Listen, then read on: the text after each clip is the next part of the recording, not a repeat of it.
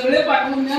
पुढच्या एक आठवड्याभरात तिची बैठक लावा, त्यांचा रिपोर्ट येऊ दे आणि त्याच्यानुसार पुढे काम चालू होईल. तुमचं बरोबर आहे, कारण काय करतोय ते पुढे कळलं पाहिजे काय करतोय ते आपण. बस बस अजून हा बोला बोला. हा 2 मिनिटं. बरेचशा गावात अजून रस्ते समिती स्थापन झालेली आहे. आम्ही ऑलरेडी इथनं स्थापन केली आहे. 5 सरपंच अध्यक्ष आहेत त्याचे ऑलरेडी आमची स्थापन केलेली. आता जसं शासन स्थापन करतो कमिटी, त्यामुळे ते खालच्या लेवलची जबाबदारी आहे. ते आम्ही आमच्याकडनं पत्र देतोय. मॅडम तहसीलदारकडनं पत्र द्या, बैठकच लावायचं पत्र द्या, पुढच्या आठवड्यात बैठक लावा. येस. दुसरा एक असा मुद्दा आहे, तुम्ही काय करता जस्ट यांचं दुसरा असा एक मुद्दा आहे की आता समजा आपले 2 तालुक्यातले पहिले 60-65 आणि जे काही विषय खाली असतील म्हणजे जवळजवळ 80-90 अर्ज आलेली. बरोबर. आपण ह्या अर्ज कारवाई कधीपासून करणार आहोत? नाही तेच बैठक कसं आहे, आम्ही आता अर्ज खाली पाठवून जसं साहेब बोलले तसं खाली कमिटीकडे पाठवणार. त्यांची बैठक आम्हीच लावणार आहे. ती कमी जास्त होईल. बाबा आम्ही लावलं तर ती पुढे त्याच्या पुढच्या आठवड्यात होईल. काय 15 दिवसात ती सगळं बैठक मग त्याचा अहवाल आमच्याकडे येईल ना. आता 15 मध्ये 25 तारखेपर्यंत सगळं रिपोर्ट येईल असं नाही धरून. त्याच्यातले 20% झाली ती लगेच सुरुवात होईल. बाकीचे राहिलेले त्याला प्रॉब्लेम असेल त्याच्यात आमच्या तुमच्याकडे जे अर्ज दिलेले तुम्ही कार्यवाहीसाठी खाली पाठवणार. साधारण किती दिवस लागतील? नाही ते 15 दिवसात आम्ही त्यांना बैठकीतून येऊन तेच सांगतो. त्याच्यानुसार आम्ही तारीख पण त्यांना कळवतोय. त्याच्यात कमी जास्त होईल पण आम्ही लेखी कळवतोय. 15 दिवसात पुढची बैठक होईल याच्यात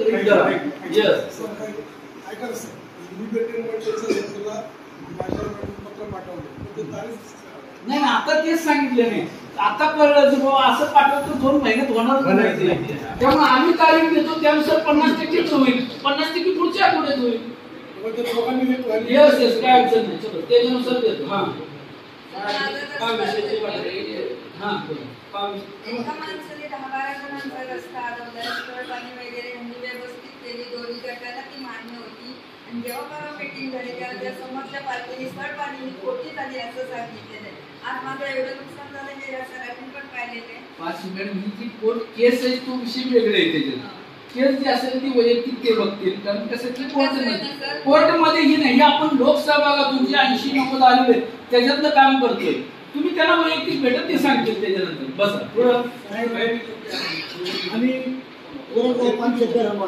आम्हाला जमिनी मिळल्या, शासनाने आम्हाला जमिनी दिल्या आणि आज मला 2 एकर जमीन क्षेत्र करून आता मी सकट जमीन तर आम्हाला रस्ता नाही. रस्ता तुम्हाला द्यायची जबाबदारी आमची आहे. तुम्ही बिनधास्त राहा. तुमचं काय अडचण नाही. नाही अरे मी सांगतो दरंगस्त काय तुमचा एक विषय मार्गी लावतोय आम्ही. वडील बांधले रस्त्याकरता, वडील गेले, मी बांधतोय रस्त्या. तुमची स्वतःची का पुनर्वसनांना मिळाली? पुनर्वसनची जबाबदारी आमची. त्याला काय काळजी.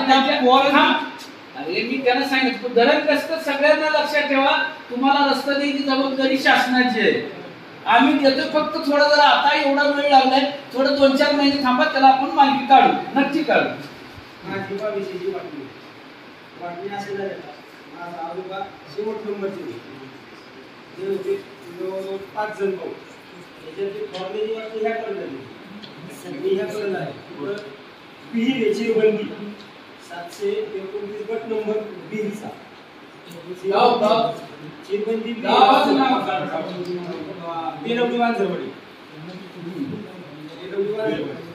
चिरबंदी आता लिहून या काळात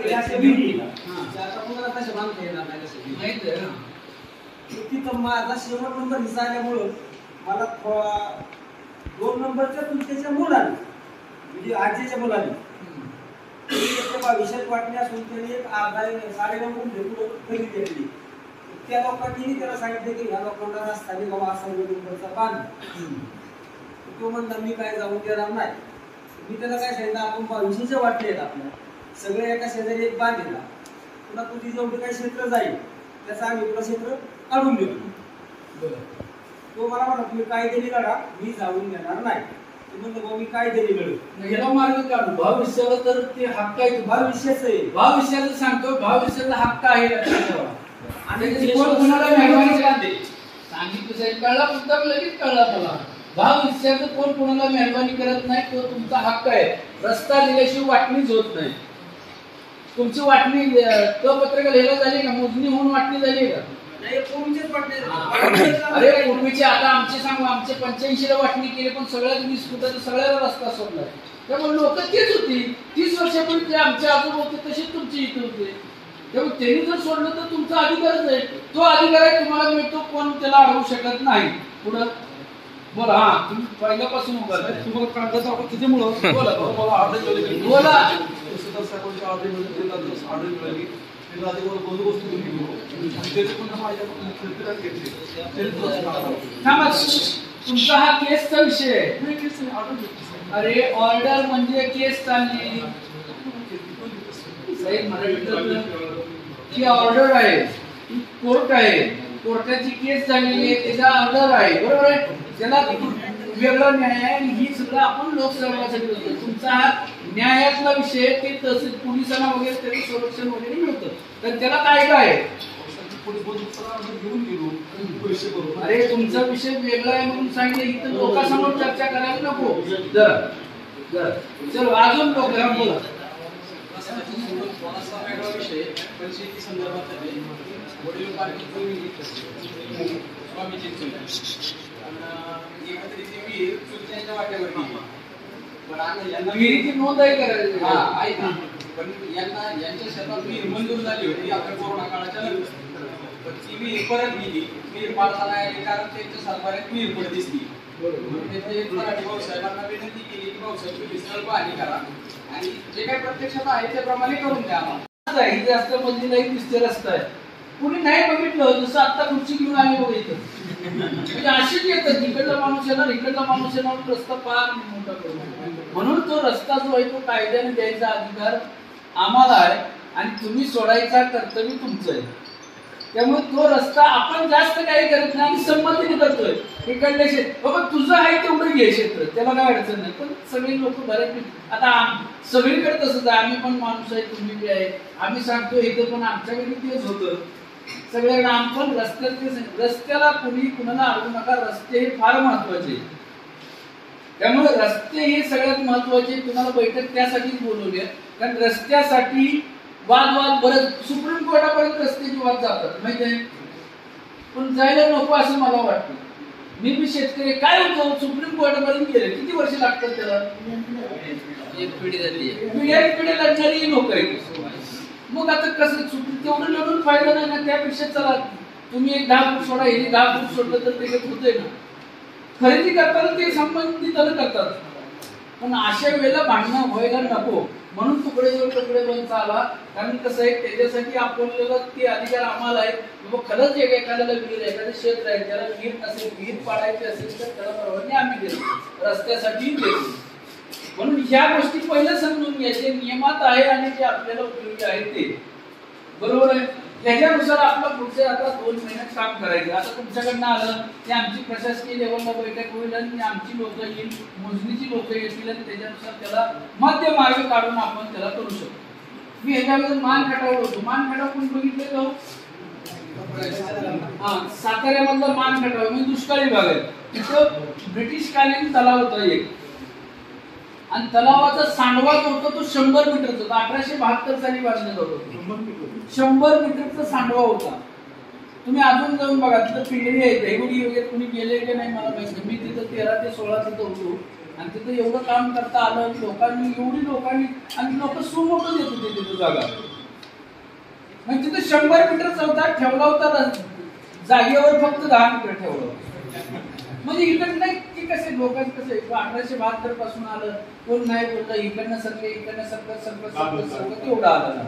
आम्ही त्याची बैठक घेतली, बाबा 100 मीटर काय आम्हाला वादा तेवढं करायचं म्हणलं, तुम्हाला एक त्रास आहे पण आम्हाला एक त्याचा निम्मा तर द्या.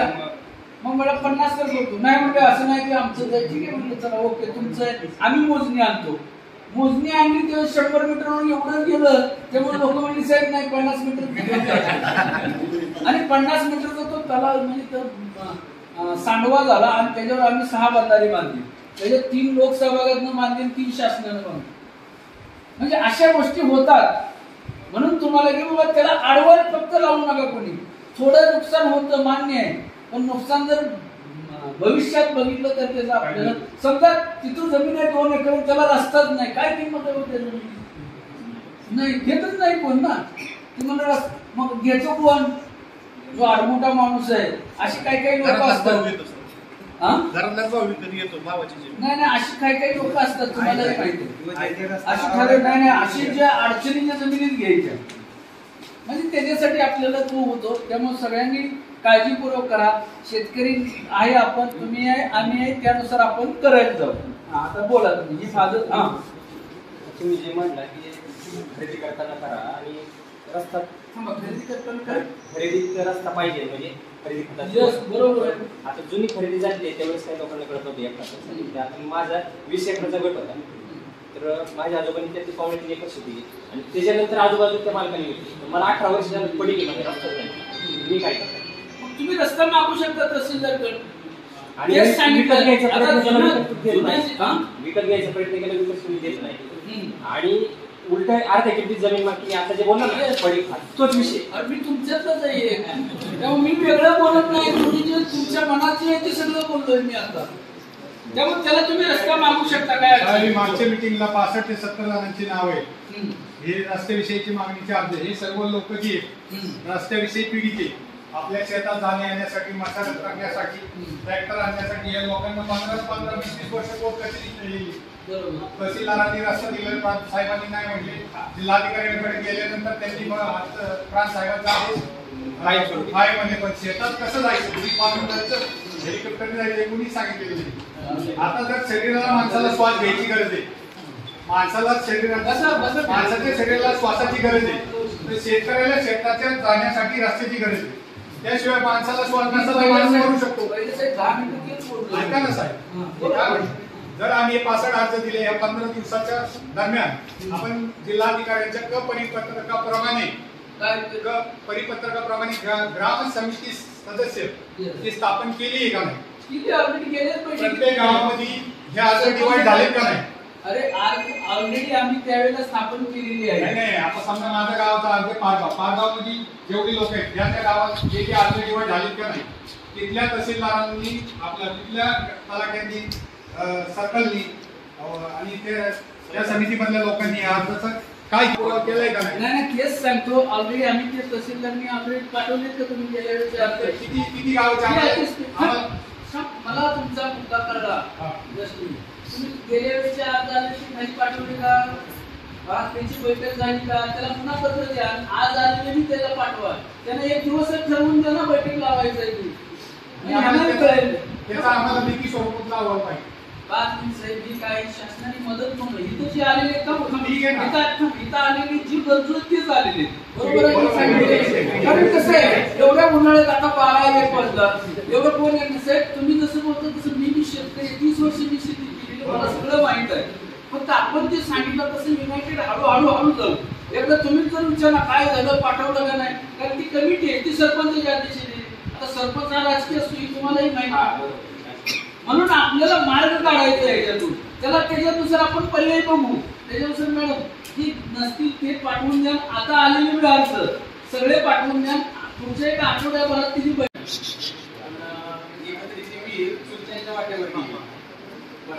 विहिरीची नोंद आहे करायची. पण यांच्या शेतात विहीर मंजूर झाली होती आता कोरोना काळाच्या नंतर. पण ती विहीर परत गेली. विहीर पाडताना आली कारण त्यांच्या सातबाऱ्यात विहीर पडत दिसली. मराठी भाऊसाहेबांना विनंती केली की भाऊसाहेब तुम्ही स्थळ पाहणी करा आणि जे काही प्रत्यक्षात आहे त्याप्रमाणे करून द्या आम्हाला. मराठी भाऊसाहेब तसं काही करता येणार नाही. आम्हाला त्याचं थोडंसं मार्गदर्शन द्या म्हणजे नवीन विहीर पाडता येईल त्यांच्या जमिनीसाठी. नाही त्यांच्या सातबाऱ्यात विहीर आहे का? विहीर पडी आहे म्हणजे यांचा जो जुना सातबारा एकत्र दिसतोय त्याच्यात विहीर पड दिसते. त्यांच्या वाटी झाल्यानंतर ती विहीर त्याच्या वाटी होईल.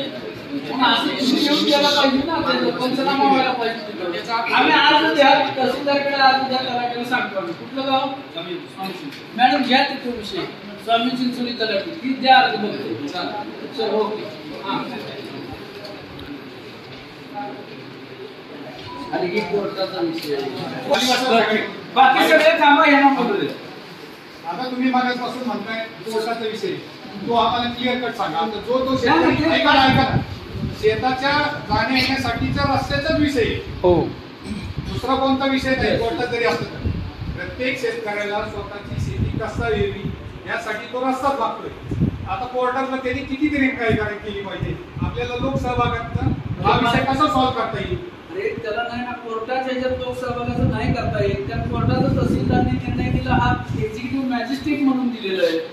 त्याच्या विरुद्ध मग कंटेम्प्टला जातात ते लोक. कोर्टाच्या निर्णयाविरुद्ध जर आम्ही काही लोकसहभागी गेलो तर ते कंटेम्प्ट मध्ये जातात. पण कोर्ट त्यासाठी नाही, MLRCच्या कोर्टनुसार ते कारवाई करतात.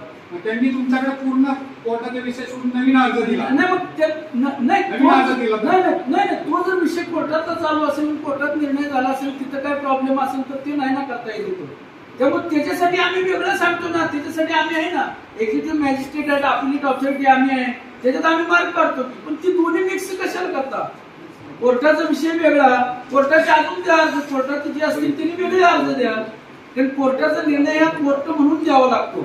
तिथे काही लोकसभा वगैरे त्याच्यात नाही करता येत. कोर्टाचा विषय आहे म्हणून.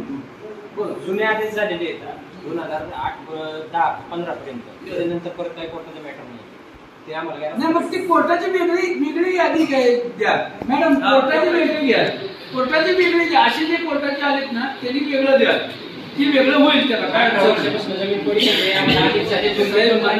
सांगितलं कोर्टाचं कधी 10-20 वर्षापूर्वी होते, तर ती कोर्टाच्या ह्याच्यासाठी लागेल.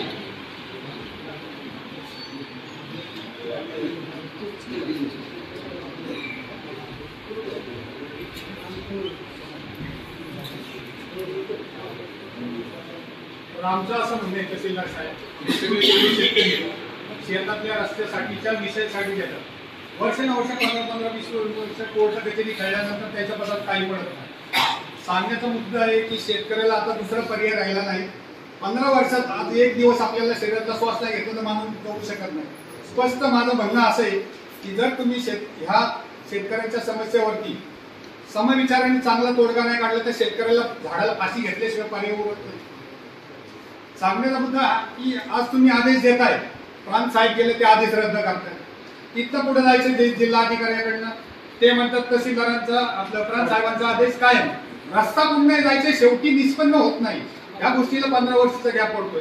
हा तुम्ही कालावधी कशा पद्धतीने कमी करता येईल हे आम्हाला ह्याच्यातनं निष्पन्न द्या. जरी येतो कोर्ट कचेरी यांची केस चालू असली तरी सुद्धा त्यातला एक मार्ग आम्हाला सोयीस्कर, जेणेकरून शेतकऱ्याला स्वतःची केस शेती कसता येईल, त्याला 2 रुपये त्याचं जीवन जगता येईल सुखी, ह्याच्यातला हा मार्ग द्या. तर शेती पडल्या रस्त्यावर शेती पडून 2-3 वर्ष झाली. साहेब बघा तहसीलदाराकडे 2 मिनिट. आता हे सगळे विषय माहीत आहेत, त्यामुळेच माननीय महसूल मंत्री महोदयांनी आपल्याला ही शेतपालनाचा चळवळ ही आपली जी कार्यकर्ते आहेत तिथे जाऊन भेटले, त्यांचं मत परिवर्तन केलं किंवा त्यांना तो विषय समजून सांगितला. त्याच्या अनुषंगाने ही चळवळ स्वरूपात आपण काम केलं.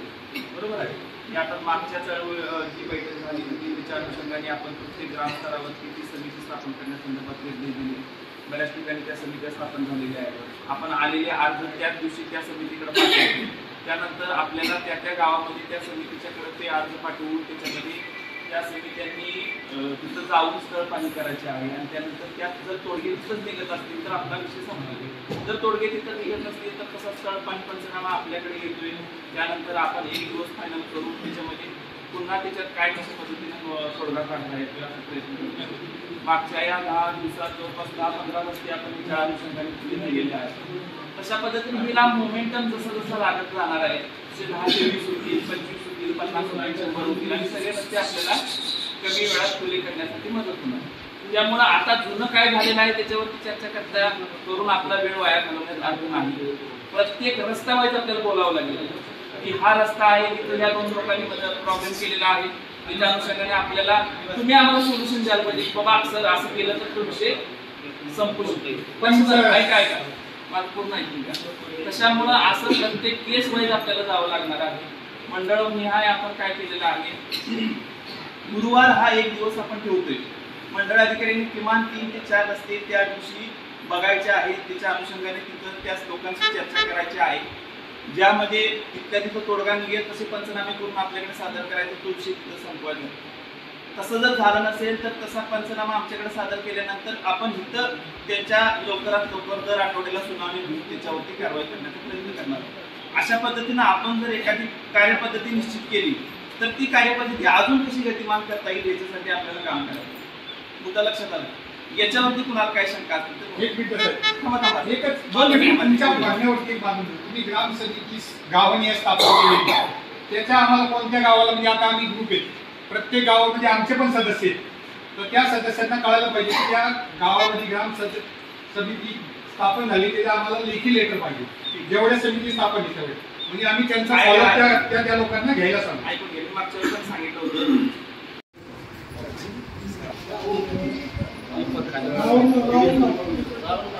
मग आमचा कोण माझं बोललेलं कळणार नाही तुम्हाला. रावत गावचं कोण आलंय खडकी स्वामी चिंचोली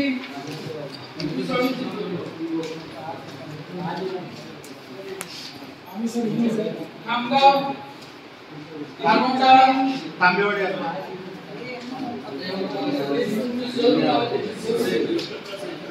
मित्र अंदाज मलाही माहिती अंदाजी मी फक्त बोलतो तिथे कोण आले दुसऱ्या मीटिंग हॉलमध्ये यवत राहू भांडगाव भरतगाव डाळिंब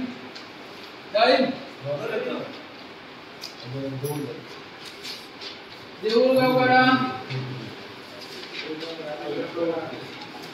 वासुंदे राजेगाव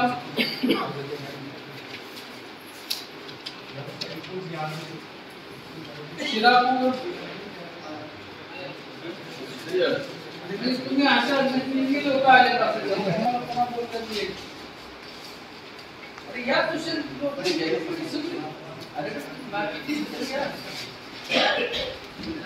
सगळ्यात महत्वाचं आपण पाण्याचे रस्ते आणि शेत रस्त्यासाठी करतो.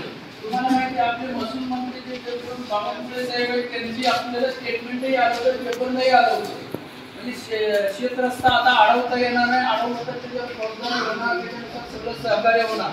त्यामुळे आताही 100 दिवसाचा जो शासनाने कार्यक्रम काढलेला आहे 100 दिवसात फास्ट केला. आता तुम्हाला कार्यालयात बघितलं असेल स्वच्छता झालेली आहे, आपण बोर्ड लावलेले आहेत, सगळ्या कर्मचाऱ्यांचे बोर्ड लावले, ज्याच्या मागे ते काय काम करतात तेही लावलेलं आहे. त्याच्यानुसार आता आणि शेतकऱ्यांचं आता मी शेतकरी साहेब शेतकरी सगळे शेतकरी आपल्या शरीरात जशा रक्तवाहिन्या महत्वाचे आहेत तसं रक्तवाहिनी जर अडवलं कोणी तर काय होतं माहितीये अटॅक येतो. म्हणजे अटॅक किती धोकादायक आहे तुम्हालाही माहिती आहे. म्हणजे त्याचनुसार घ्या. आता रस्त्याचे प्रकार वेगवेगळे आहेत. नॅशनल हायवे जो आपल्या यवत पासून गेलेला आहे पुढे स्वामी चिंचोली पर्यंत गेलेला आहे. त्याच्यानंतर राज्य हायवेचे मध्ये किंवा आपले जे इतर नगरला जो जातो तो बारामती नगर आहे तो राज्य हायवे. त्याच्यानंतर राज्य मार्ग म्हणजे जिल्हा मार्ग जिल्ह्यातल्या जिल्ह्यात जोडणारे किंवा ग्रामीण रस्ते किंवा 1 साखळी 2 साखळी म्हणजे त्याला माहिती आहे पायवट रस्ता, गाडी रस्ता, शिव रस्ता, बाउंड्रीवरचा रस्ता म्हणजे गट नंबरचा रस्ता, 2 गावाच्या हद्दीवरचा रस्ता, हे असे हे रस्त्याचे प्रकार आहेत. त्याचप्रमाणे हे रस्ते द्यायचे अधिकार 2 आहेत, दोन्ही तहसीलदार नाही. MNRC नुसार एक रस्ता देतो म्हणजे महाराष्ट्र लँड रेव्हेन्यू कोड नुसार एक आणि मामलतदार कोड ऍक्ट नुसार एक रस्ता देतो. एक म्हणजे अडवलेला रस्ता पण ओपन करायचा ते एक वेगळा आणि नवीनच रस्ता पाहिजे असेल तर ते वेगळं. आता आपल्याला काय करायचंय ग्रामीण भागात जे शिवरस्ते जे कोणी रस्ते अडवलेले त्याच्यातील 2 प्रकार येतात. शेतीने अडवलेले ते अतिक्रमण म्हणजे बांधकाम करून अडवलेले. आपल्याकडे बऱ्यापैकी शेतीने अडवलेले रस्ते. आता आमचे तहसीलदार त्याचं अपील आमच्याकडे होतं तेव्हा रस्त्यात होतं काय की रस्त्याची नोंदच होत नाही.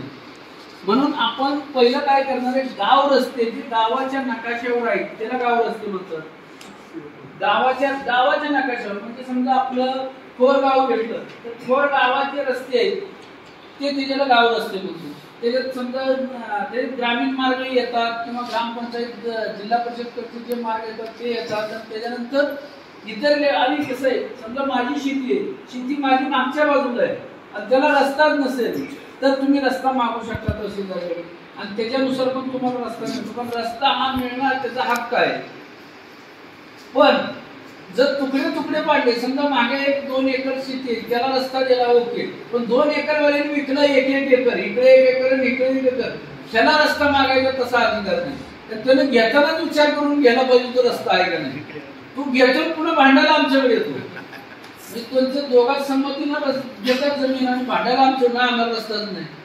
म्हणून त्याच्यासाठी कसं आहे, जी बेसिक आहे, जे वडिलोपार्जित जमीन आहे जी आहे त्याला रस्ता द्यायचा म्हणजे तुम्हाला अधिकार आहे, आम्ही त्याचं कर्तव्य आहे, आम्ही रस्ता देतो. बरोबर आहे. पण त्याच्यामध्ये जे वाटण्या होतात म्हणून तुकडे जोड तुकडे बंदचा कायदा आणला ते माहित आहे. बागायत आणि जिराईत, बागायत असेल तर 10 गुंठे आणि जिराईत असेल तर 20 गुंठे जास्त असतं. जिराईत 20 गुंठे आहे, पेपर मधून जास्त काही नाही, कायदा जास्त सांगत नाही, की पेपर मध्ये आलेलं आहे सगळं. म्हणजे जिराईत असेल तर 20 गुंठ्यापर्यंत तुम्ही त्याचा तुकडा पाडू शकता आणि जिराईत असेल तर बागायत असेल तर 10 गुंठे. पण काय जणांना विहिरीसाठी असतं, रस्त्यासाठी असतं. विहिरीसाठी रस्त्यासाठी 2-3 गुंठे घेता येते, बरोबर आहे. तर त्याची नोंद होते का? मग त्याला पर्याय काय?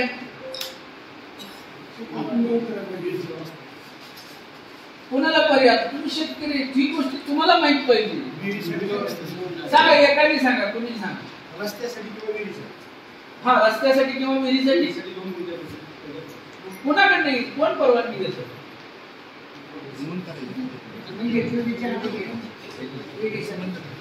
कुणी दिली परवानगी? मग त्या मालकाकडून 15 गुंठेचा कागद केला आणि त्याला 11 गुंठे परत फिरवून असा रस्ता केला. बस ही त्यांचं मार्ग झालं. पण त्याला परवानगी आमच्याकडून मिळते. कायद्यानुसार जिल्हाधिकारीला आहेत, ते अधिकार आता आमच्याकडे म्हणजे प्रांताकडे अधिकार आहेत.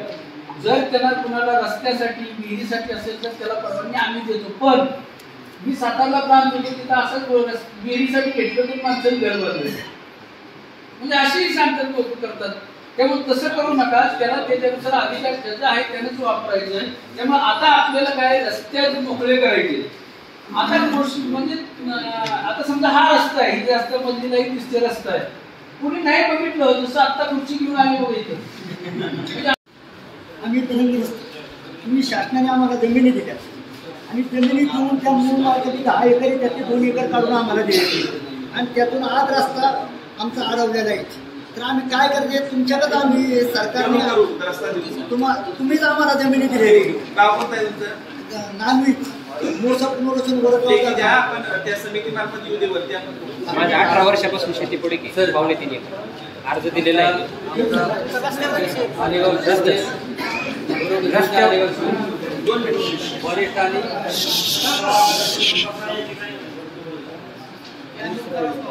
ऐका, आता तुम्ही आलेला आहे ना सगळे, आता जे तोंडी सांगताय ते लेखी पण देणं गरजेचं आहे. नाहीतर आम्ही ऐकून घेतलं, तुम्हाला मी त्यावेळी सांगितलं होतं, तुम्ही अजून काहीच केलं नाही, असं चालणार नाही. तुम्ही आज जे तुम्ही ग्रामस्तरीय शेतपालन रस्ता समितीला देणार आहे गावात, त्याचे अर्ज आम्हाला पण द्यावं लागतील तुम्हाला, जेणेकरून आमच्याकडे रेकॉर्ड राहील आणि त्यांच्याकडे पण रेकॉर्ड राहील आणि त्यांनी किती काम केलेलं आहे याचा आपल्याला ताळमेळ घ्यायला सोपं राहील. जुनी वहिवाट असेल, अंतर्मध्ये नोंद नसेल त्याची, काही इश्यू नाही. वर्षानुवर्ष तुम्ही रस्ता वापरताय, तशा पद्धतीचे खुणा वगैरे असतील तर ते रस्ते आपल्याला खुला करता. आता जे अर्ज दिलेत तेच ग्राम समितीकडे जातील का आम्ही परत वेगळं करणार? नाही नाही, वेगळे जे अर्ज दिलेत ना त्याची झेरॉक्स तिथे जमा करा, फक्त वरती हेडिंग बदला. ग्राम समिती कोण आहे का नाही तेच माहित नाही आम्हाला. ग्रामसेवक हा प्रत्येक ग्रामपंचायतीला आहे का नाही? हो आहे. ग्रामसेवक आहे जिथं ग्रामपंचायत अस्तित्वात आहे, तिथं ग्रामसमिती पण अस्तित्वात आहे. तुम्ही गेल्यानंतर कदाचित ती अस्तित्वात नसलेली अस्तित्वात येईल. हा सर, सरकार लोक ऍक्शन करायचे, तुमची नोटीस गेली माग झालेला आहे त्याचा विषय नाही, इथनं पुढंच ऐका ना. आता ऐकून घ्या, 14 वर्ष राहिलेले आहेत, 15 वर्ष राहिलेले आहेत, आपण ते कालबद्ध कार्यक्रमात पूर्ण करण्याचा प्रयत्न. बरं ऐका, माझ्या शेतात जायला रस्ता होता, 15-16 वर्षापूर्वी शेत खरेदी केलं, रस्ता होता जायला, आणि एका उन्हाळ्यात तुम्ही तमा जाणं नाही झालं. आमच्या शेजाऱ्यांनी रस्त्यावरच विहीर घेतला, विहीर घेतल्यानंतर आम्ही गेलो तर विहीर दिसली, आणि म्हणजे रस्ता म्हणले आपलं रिक्षाम तिथलं जातो.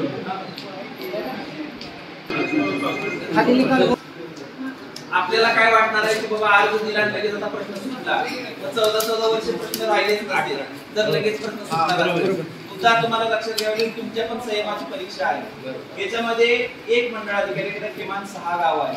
प्रत्येक गावात जर किमान 2 ते 3 रस्ते असतील तर साहित्यिक 18-20 रस्ते असणार आहेत.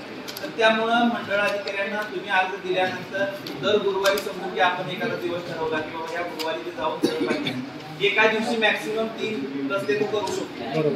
बरोबर आहे. त्यामुळं समजून घ्या तुमचा अर्ज आला लगेच तुम्ही तळपाणी व्हायला पाहिजे. ऐका हो शिवपानंद रस्ते समिती जी स्थापन झालेली आहे ना, त्याचा एक व्हॉट्सअप ग्रुप आहे. तुम्ही जर का मंडळ अधिकाऱ्यांचा प्रोग्राम त्याच्यावर टाकला ना, आम्हाला सगळ्यांना कळलं. मी सांगतो तेच सांगतोय.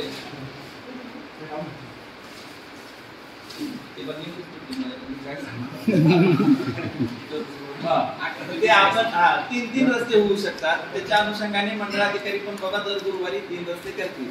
त्यामुळे तुमचं माझं पहिलं व्हायला पाहिजे, इतके दिवस दिला अजून आमचा मंडळाधिकारी तिथं आला नाही असं व्हायला नको. त्यामुळे आपल्याला ते लक्षात घ्यावं लागेल की बाबा वेळेची मर्यादा, लागणारा कालावधी आणि त्यानंतर होणारं त्याच्यावरती कार्य, असं या सगळ्या गोष्टी आपल्याला समजून घेऊन पुढे जावं लागणार.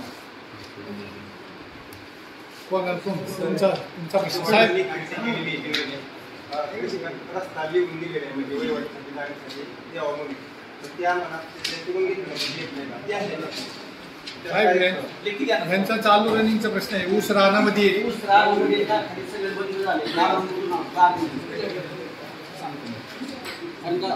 काय केलं पाहिजे सांगतो मी. सर्व पार्टीच्या सर्व लोकांची तयारी होते. एकच माणूस पलीकडची पार्टी असेल ती वेगळ्या अंगावरची, अलीकडची पार्टी वेगळ्या अंगावरची, बाकीची सगळे म्हणतात आमच्याकडे कसं आहे लक्षात घेऊन जा, घेऊन जा आपल्याला. एक म्हणजे एकच माणूस आवा लागला. जे म्हणतात ना त्यांच्या पहिला सह्या घ्या मग त्याचा अर्ज करा. नाहीतर ते काय आहे तोंडी सांगतात पण लेखी सह्या करायला कोण तयार नसतं. सर आमचा जो रस्ता आहे बोरवली चला आता प्रत्येक वैयक्तिक जे विषय आहेत ते आपण बऱ्यापैकी समजून घेतलेले आहेत. लेखी द्या, त्याची पोस्ट तुमच्याकडे ठेवा, ग्रामस्तरीय समितींच्याकडे हे करा. आपली चळवळीची जी मंडळी आहेत तर त्यांनी 8-9 लोक तुम्ही नेमा, प्रत्येक गावने आहे त्याची यादी करा, ती आपल्या विस्ताराधिकारी साहेबांच्याकडे द्या, आमच्या मॅडमकडे एक द्या. आणि आम्हाला सुद्धा आहे ना कोणत्या कोणत्या गावची ग्राम समिती स्थापन झाली त्यांची यादी द्या, गावनीय यादी. मग त्याच्याप्रमाणे आहे ना आम्ही सदस्य त्या गावाला फॉलोअप करायला लावू, असं करू. आणि तुम्ही ते दैनंदिन म्हणजे कसं बाबा रेग्युलरली भेटणं गरजेचं आहे त्यांना. हो, जेणेकरून कसं काम आहे समन्वय राहायला पाहिजे. नाहीतर बाबा मी महिन्यावर आलो नाही त्यात काय चालतंय असं व्हायला पाहिजे. जशी आपली जबाबदारी आहे तशी आपली पण जबाबदारी आहे. मी सांगतो आता एक मिनिट माझं असं म्हणणं आहे की जे आमच्या आयुक्ताकडे तारखा चालू त्या त्याच्यावरती कारवाई करण्याचा प्रयत्न करणार. अशा पद्धतीनं आपण जर एखादी कार्यपद्धती निश्चित केली तर ती कार्यपद्धती अजून कशी गतिमान करता येईल याच्यासाठी आपल्याला काम करायचं. मुद्दा लक्षात आला. याच्यावरती कुणाला काय शंका असतील एक मिनिट तुम्ही ग्राम समिती गावाने स्थापन केली त्याच्या आम्हाला कोणत्या गावाला म्हणजे आता आम्ही ग्रुप आहे प्रत्येक गावामध्ये आमचे पण सदस्य आहेत तर त्या सदस्यांना कळायला पाहिजे की त्या गावामध्ये ग्राम समिती स्थापन झाली त्याच्या आम्हाला लेखी लेटर पाहिजे. जेवढ्या समिती स्थापन आहे तेवढे म्हणजे आम्ही त्यांचा त्या लोकांना घ्यायला सांगू. ऐकून घ्या. मागच्या वेळी पण सांगितलं होतं आपण काय करायला पाहिजे. आपल्याकडे जवळपास 16 मंडळ आहेत बरोबर. तर 16 महसूल मंडळांनी आहे तुम्ही जर एक प्रतिनिधी नेमला तुमच्या समिती म्हणजे आपली जी चळवळीचे लोक आहेत तर त्यांना आपल्या त्या गावाने आहे आपल्याला फॉलो करायला मदत पडते. आणि आपण एखादा ग्रुप तयार करू तेवढ्याच लिमिटेड लोकांचा. लक्षात आलं का. म्हणजे बाबा ते फॉलो घेतील सर इथे इथं अडचण आहे आम्ही लगेच त्यांना पुन्हा सांगू. याच्यामध्ये बाबा पोलीस विभाग असेल तर मागे सरकार मागे सरकार पोलीस विभाग असेल, भूमिअभिलेखचे काय अधिकारी असतील, त्यानंतर गट विकास अधिकारी असेल, तलाठी असेल, मंडळ अधिकारी असेल, जे ह्यामध्ये काम करतायत त्याचा इश्यू नाही पण ते काम होत असेल तर तेवढंच आपलं पिन पॉईंट आपल्याला त्याच्यावरती लक्ष देता येईल आणि ते दुरुस्ती करण्याचा प्रयत्न आपल्याला करायचा. त्याच्यामध्ये आपल्याला तुमच्याकडून पण सहकार्य लागणार आहे की बाबा हे अशा पद्धतीने केलं तर अजून फास्ट होऊ शकतं. मुद्दा लक्षात आलं. तर तशा पद्धतीने आपल्याला आता गावनिहाय जावं लागणार आहे. त्यासाठी तुम्ही 8-9 लोक नेमा, त्याची आमच्याकडे यादी द्या. तशा पद्धतीने आपण सगळं कोऑर्डिनेशन मध्ये पुढे जायचा प्रयत्न करू. ग्राम सुविधा स्थापन झालेल्या आहेत का नाही हे खात्री करण्यासाठी तुम्ही एक आठवण नोंद करा. आपले ग्राम विस्तार अधिकारी आहेत आपले याचे, त्यानुसार त्या ग्रामपंचायतीकडून आपण तसा अहवाल घेऊ, तुम्हाला तिथं अहवाल देतील. म्हणजे बाबा जिथं झालेले आहेत कागदावरती आहेत ते ऍक्टिव्हेट करणं गरजेचं आहे, ते रजिस्टर करणं गरजेचं आहे. त्या रजिस्टरमध्ये आपल्या लोकांना सांगणं गरजेचं आहे की बाबा तहसीलदारच्याकडे पहिला न जाता त्या समितीकडे जावा. जसं आपण तंटामुक्तीमध्ये करतो, पोलीस स्टेशनला गेला तर बाबा तू तंटामुक्तीकडे गेला होतास का, तर नाही, पहिला तिथं जा, तिथं जर तुझं नाही मिळतं तर आमच्याकडे. अशा पद्धतीने आपल्या लोकांना पण सवय लावावी लागणार आहे की बाबा आपलं प्रश्न गावात सुटू शकतात. पत्र गेलेलं आहे. एक मिनिट, आपली मागची बैठक झाल्यानंतर त्याच दिवशी मी पत्र पाठवलं. आम्हाला समजत नाही. तेच सांगतोय, तुमचे 2-4 लोक असतील ना, आता मागच्या वेळी कुठले तरी ते सफारी घालून होते बघा, ते कुठे आहेत असं मला एक 4 लोक करा की बाबा एक नसेल तर दुसरा तरी आपल्या सोबत असेल, म्हणजे आम्हाला तुमच्यापर्यंत माहिती पोहोचवायला सोपं जाईल आणि तुम्ही खाली पोहोचवायला अडचण येणार. साहेब मला एक प्रश्न विचारायचा आहे. 2015 साली मी केस तहसीलदार वैयक्तिक सांगू नको, आता आपण धोरण ठरवायला बऱ्याचशा लोकांची अशी समस्या आहे. 2015 सालीपासून काही लोकांचा असं झालं, तहसीलदार साहेबांनी आदेश दिला, नंतर प्रांत साहेबांकडे आताही झालं, प्रांत साहेबांनी रद्द केला तहसीलदार साहेबांचा आदेश, परत जिल्हाधिकाऱ्याकडे गेला, जिल्हाधिकाऱ्यांनी नंतरचा आदेश कायमस्वरूपी केला. आता आम्ही आयुक्ताकडे अपील केली, मग आता आम्हाला तिकडे न करता तुमच्याकडे करता येईल. एक केस दाखवा, आपण ती केस चेक करू. कसं असतं, वैयक्तिक माझी केस दाखवतो. रस्ता मिळवण्याचे 2 प्रकार असतात. एक MCA 5 म्हणजे मामलेदार कोर्ट ऍक्ट 1906चा 5 नंबर कलम. 5 नंबर कलम मध्ये काय असतं की रस्ता हा अडवलेला आहे, तो जर 6 महिन्याच्या आत अडवला असेल तर तहसीलदार आमच्याकडे अर्ज करू शकतात. त्याच्या अनुषंगाने जो अडवलेला रस्ता आहे तो खुला करण्याचा एक मुद्दा आहे. दुसरं, समजून की आपल्या क्षेत्रात जायला रस्ताच नसेल तर त्यावेळी नवीन रस्ता मागतो आपण.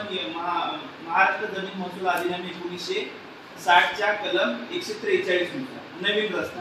नवीन रस्त्यामध्ये आपण काय करतो की बाबा मंडळाधिकारी तलाठ्यांना पाठवतो, त्यानंतर ते काय करतात, तुम्ही मागणी केलेला रस्ता आणि त्या व्यतिरिक्त अजून काय पर्यायी रस्ते त्या ठिकाणी उपलब्ध होऊ शकतात का, याच्या संदर्भात ते आपल्या लोकांच्या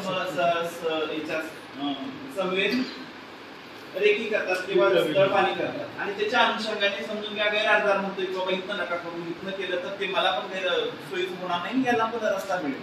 तशा पद्धतीने जर ते तुमच्या तिथे विधी संपत असेल तर तसा तळपाणी पंचनामा करतात, आपल्याकडे येतात, आपण 1-2 तारखामध्ये त्याच्यात आपसी तडजोड झालेले आहे तशा पद्धतीने अर्ज करतो. अशा 2 पद्धतीचे जे आहेत ना, तसे 2 प्रकार आपल्याकडे रस्त्याच्या अनुषंगाने तसं ते सांगतो. एखाद्या व्यक्ती एक केस असेल ना त्याच्यावर बोलता येईल. धोरण म्हणून मी तुम्हाला सांगितलं पानंद रस्ता काही लोकांनी अडवला आणि दुसरीकडे खरेदीचा रस्ता असतो, ते खरेदीचा रस्ता आपण नाव घेऊ शकतो. पानंद रस्ता आपला अडवला बघा, पानंद रस्ता आपल्याला पुन्हा करता येईल. शासनाचा रस्ता असतो. साहेब मला एक मिनिट, कोणी अडवू शकत. साहेब माझी वडीलपारची जमीन आहे, माझी जमीन चुलत्यांनी अडवलेली आहे. आपली ऑर्डर आहे सगळी याच्यामध्ये. तर मंडळ अधिकारी सर्कलला येवं भोसले म्हणून ते पंचनाम्याला आले होते तिथं. मग आता 3दा नोटीस काढल्या, विरुद्ध बाईकला नोटीस काढल्या, रोडून आले, पंचनाम्यामध्ये काहीच नाही, पुन्हा रोड काहीच नाही, न्यायच काय मला मिळालं नाही. आणि सर प्रॉब्लेम असा आहे, त्यांनी तुमच्या घरातल्या घरात मिटवा, म्हणजे साहेब घरातल्या घरात मिटवत आणि भेटत असतं तर आपण कशाला आलो असतो. आणि ते बोलले की साहेब की ऐकून घ्या, आता काय यापूर्वी फक्त महसूल विभाग म्हणून आपण काम करत होतो, आपल्याला आता ग्राम विभागाची, ग्राम विकास विभागाची मदत लागणार आहे, त्यानंतर भूमी अभिलेखची आणि प्लस पोलीस विभागाची, असे एकत्रित 3-4 अधिकारी एकत्रित असतील तर जे समोरचे असतील लोक तर ते लवकर मान्य होण्याची शक्यता निर्माण होते. तर त्यामुळं अगोदर समजून घ्या 20% 30% प्रश्न सुटत असतील तर आता ती टक्केवारी त्याची वाढणार आहे. आणि त्यामुळे आपल्याला तशा पद्धतीनं. आणि साहेब भोसले साहेब म्हणले त्याचं पिकं केल्यानंतर आता बघा, आता मला विषय समजलेले आहेत. एक तर रस्ते अडवलेले आहेत परंतु त्याच्या संदर्भात आपल्याकडे कोणी पत्रव्यवहार केलेला नाही, हा एक भाग झाला. त्यानंतर याच्यामध्ये काही केसेस झालेले आहेत, त्याच्यामध्ये अपील चालू आहे, हा एक दुसरा भाग झाला. काही प्रकरणं अशी आहेत ज्याच्यामध्ये आदेश झालेले आहेत परंतु आदेशाची अंमलबजावणी झालेली नाही, असा तिसरा भाग आहे. अशा 3 वेगवेगळे आपण टप्पे करू, त्याच्या याद्या करू आणि त्याच्यावरती काम करू, जेणेकरून आपल्याला त्याच्यामध्ये बाबा ह्या आपल्या 7-8 टाइम लिमिट ठेवायचं. तेच सांगते ना, जोपर्यंत आपल्याला आपले प्रश्न एनलिस्ट होणार नाही तोपर्यंत आपल्याला टाइम लिमिट ठेवता येणार नाही. 2 ठिकाणी आहे ना फौजदारी दाखल होत नाही तोपर्यंत लोक सुधारणा आता तुम्ही सजेशन